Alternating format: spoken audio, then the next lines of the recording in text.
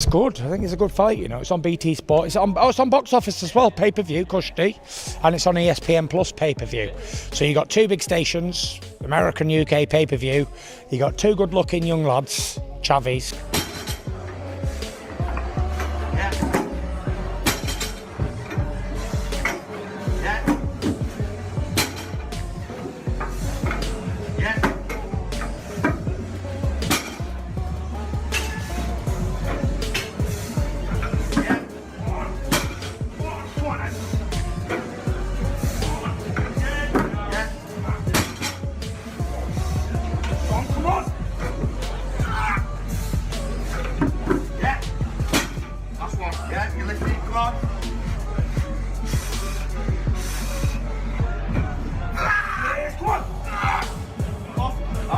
Got to do. He's already fit and ready to rock and roll, so we should see a good fight.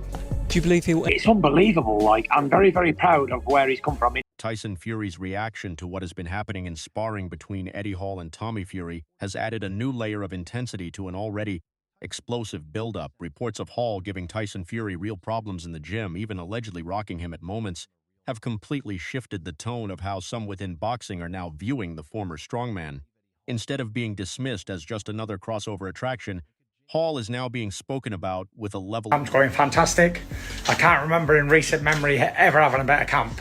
Absolutely on fire! I like to see these young lads get some rounds in and get hit back and have to push and dig a little bit deep, because it makes a lot better fighter when they get in the higher ranks, when they start doing 10, 12 rounders and they know what it's like to get punched back. So I'd like to see them step up again. Of caution that demands attention. Tyson Fury's words in particular have stood out.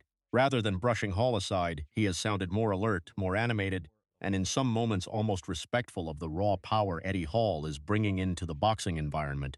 He has referred to him in a way that suggests genuine physical respect, even calling him a monster in terms of strength and aggression. For many fans, that alone is enough to raise eyebrows. And says he's going to do this and do that. And my own brother chews my ear off every time we go for a run, so I'm going to smash his face in. I'm going to do this. I want to get him in there. I want to do this. So I want to see it now. I want to see them both go at it. I'm not just like, run around the ring at each other. I want to see them, like I said, to what these two should do, get out and smash each other up. I like to see these young lads get some rounds in and get hit back and have to push and dig a little bit deep, because it makes a lot better fighter when they get in the higher ranks, when they start doing 10, 12 rounders and they know what it's like to get punched back. So I'd like to see him step up again. And because Tyson Fury is not someone who is easily impressed by physical attributes alone. That shift in tone immediately sets a warning for Tommy Fury. If Tyson Fury genuinely believes Eddie Hall is no longer just a novelty crossover fighter, then the danger level in this matchup has clearly increased in the eyes of the Fury camp. The suggestion is that Hall's power is not just theoretical or gym-based, but something that can translate into real... And says he's going to do this and do that. And my own brother chews my ear off every time we go for a run, so I'm going to smash his face in. I'm going to do this. I want to get him in there. I want to do this. So I want to see it now. I want to see them both go at it. I'm not just like, run around the ring at each other. I want to see them, like I said, to what these two should do, get out and smash each other up. Damage against trained fighters. Tyson Fury's emotional tone also reflects frustration with the ongoing verbal exchanges around the fight. There is a sense that he is tired of the talking, the interviews, and the constant back and forth between camps. What he seems to want now is simple action. In his view, all the hype, insults, and promotional chaos mean nothing once the bell rings. That mindset has always been part of... See, a lot of people that don't know the fight game, they would go, please behave. He's the strongest man in the world, but I don't mean you can hit hard. I've been in the ring with big strong men before, like massive men. In boxing, you got to know how to punch and put your back and your shoulder and everything into it, and you got to put your knuckles over as well. It's not just about throwing it like that or like that. There's a whole technique to it. And believe it or not, the quicker the shot is, and it makes it harder. You got to have that whip in it. So, I don't know, listen, obviously, you don't want to get hit off him. You don't want to be in the firing range, but at the end of the day, I'd prefer to be in the ring with a big man like him than a nimble, quick 15-stoner that can bang as well. Tyson Fury's personality, but in this case it feels amplified by how personal the buildup has become. At times, his reactions suggest he is almost enjoying the chaos surrounding the fight, but there is also an underlying warning. Eddie Hall, in his eyes, is not just another name stepping into boxing for attention. He is someone bringing real aggression, real size, and real unpredictability. Tommy's going to do the chilling with him, as you've seen today. Eddie Hall, when Tommy's fought, he don't know what fight again. He don't know what he's in for. He thinks because Tommy's small, Tommy's like a pocket rocket, isn't he, compared to him? And I got that body belt on, I'm feeling the power. He can't take that. That's why he wants to do 2-minute rounds, isn't it?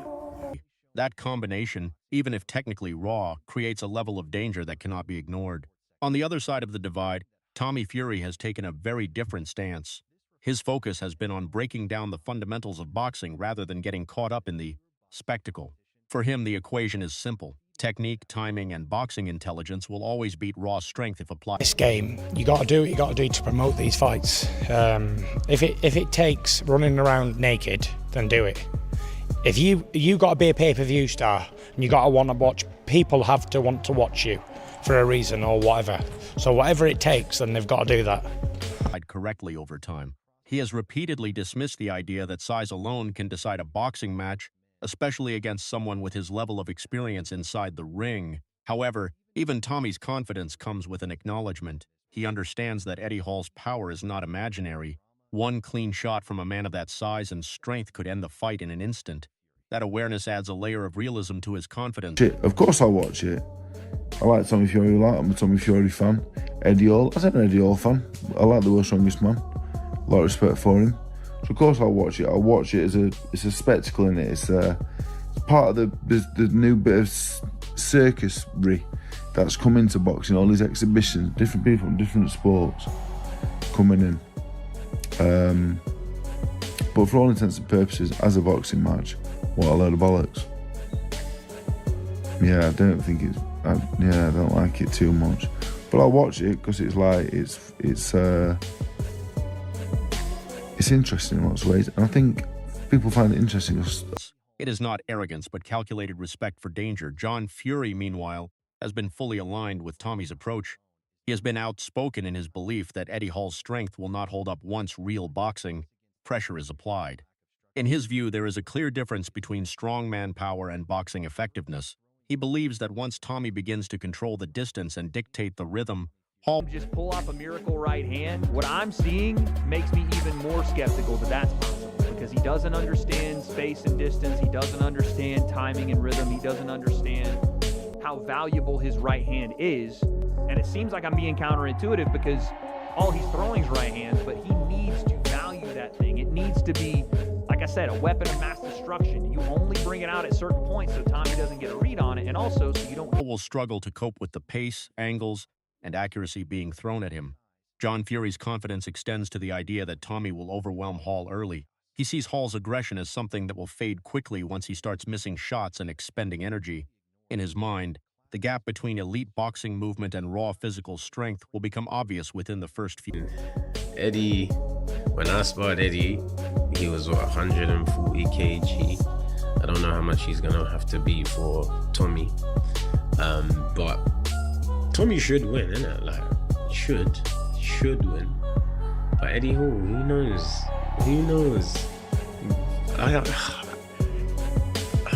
It makes sense for Tommy, innit? It's a good fight. It's a good rounds. Still, across the broader boxing community, opinions are far more divided. Dave Allen has described the fight in blunt terms, calling it closer to a spectacle than a traditional boxing contest. He respects both men but openly questions the sporting legitimacy of the matchup. At the same time, even his criticism acknowledges... Determine it, won't it? If it's a good, fun event and you take it for what it is, I mean, I wouldn't want to be in it.